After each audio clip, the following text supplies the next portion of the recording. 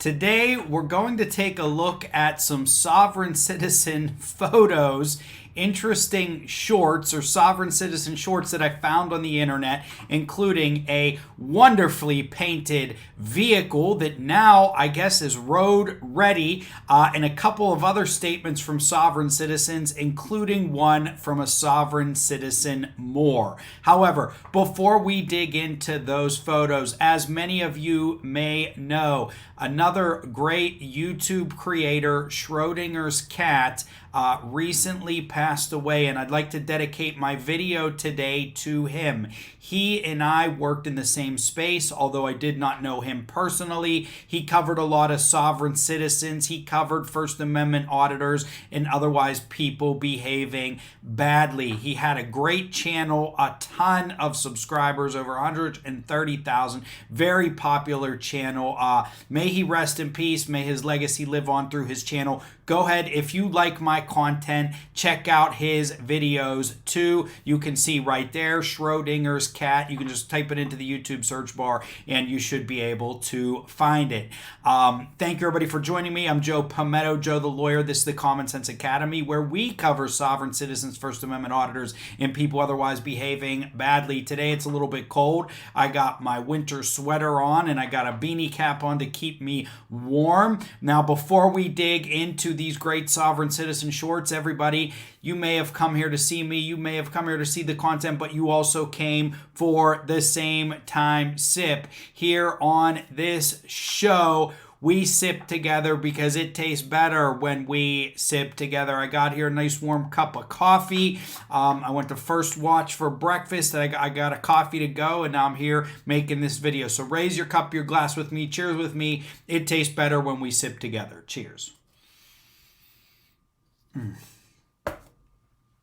All right, let's jump into our first sovereign citizen short. And oh, what do we have here? Well, something glorious, ladies and gentlemen.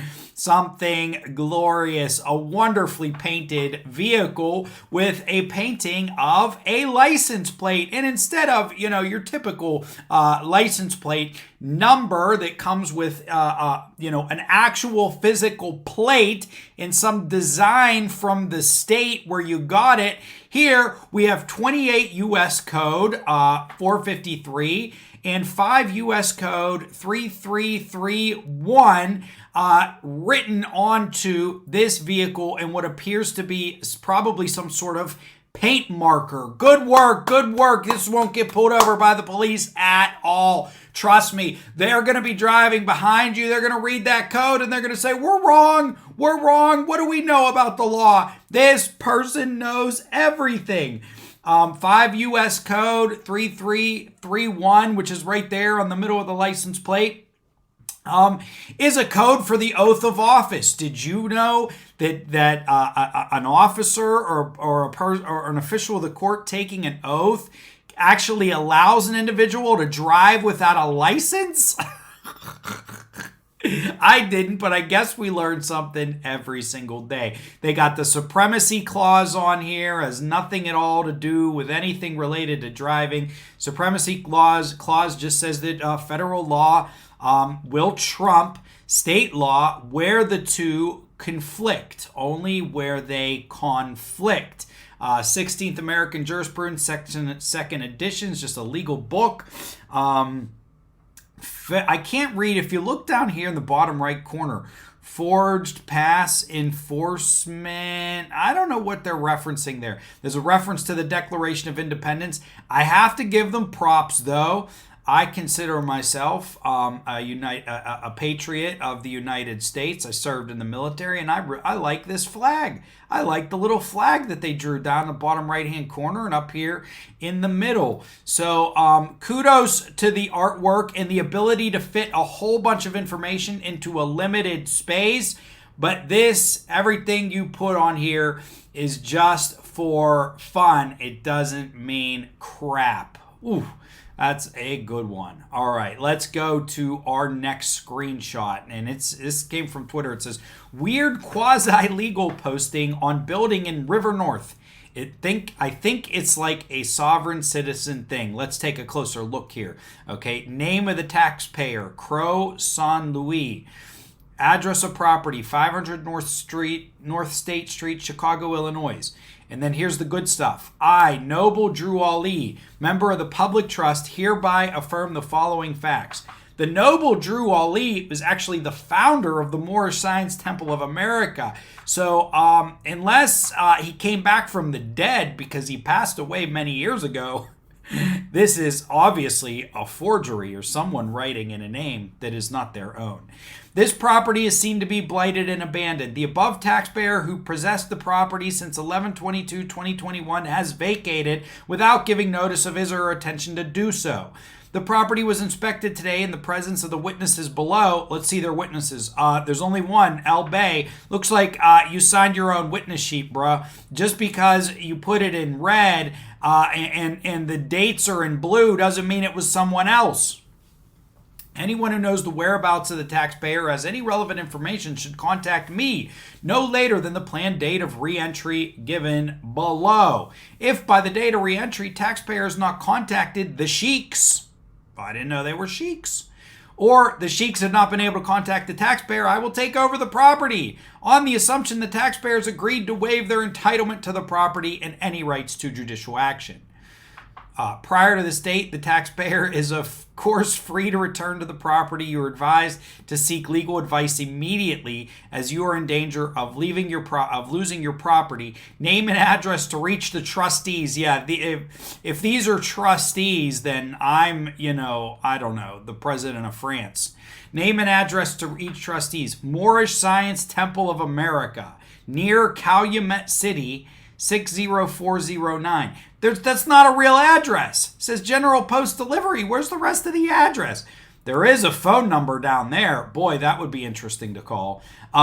Planned date to re-enter the property, 12/10/2021. Now they get 20 days to re-enter their property? The vague legal precedents that they're actually probably I'm trying to reference is adverse possession, which generally takes 21 years to get a property, and there's all kinds of loopholes in it. El Bay's going nowhere. He's going nowhere. Okay, this notice, this was also posted to Facebook and then Twitter, pulled these off of social media. This notice, evidence package, and open letter to all Ontario police officers will be filed peacefully and honorably at Peterborough Police Service, 500 Water Street, Peterborough, Ontario, Saturday, December 18th, 2021. If you would like to support this communication, please meet us there at 4 p.m. This isn't a protest or rally and should be a fairly brief gathering to read highlights from the notice, give people an opportunity to sign a letter of support, and deliver the communication. This is not a complaint and not a legal filing. This is a lawful notice involving flesh and blood, men and women. I guess the fact that it's a lawful notice gives it extra power. Let's see this notice here that they read. To the immediate attention of Sylvia Jones, Solicitor General of Ontario, and all members of all Ontario Police Service corporations.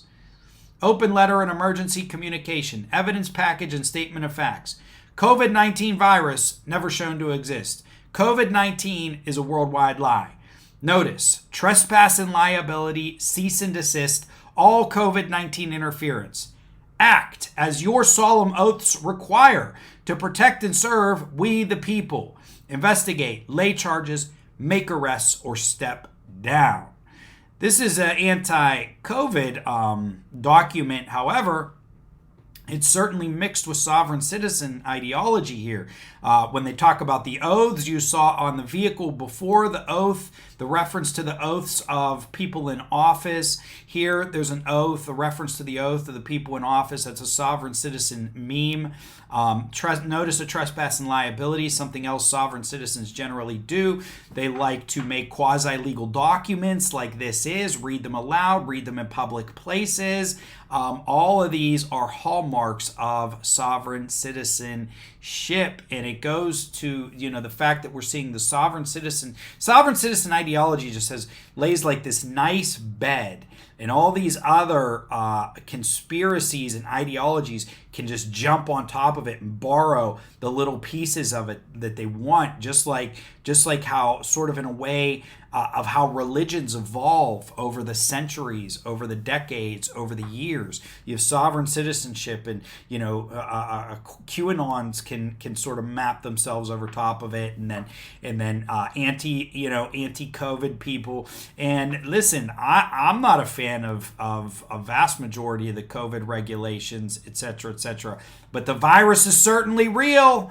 The virus is certainly real, and there are ways to oppose something that you think is not correct within the law, in a peaceful and correct manner, without maybe going down this rabbit hole that leads you to complete and utter nonsense.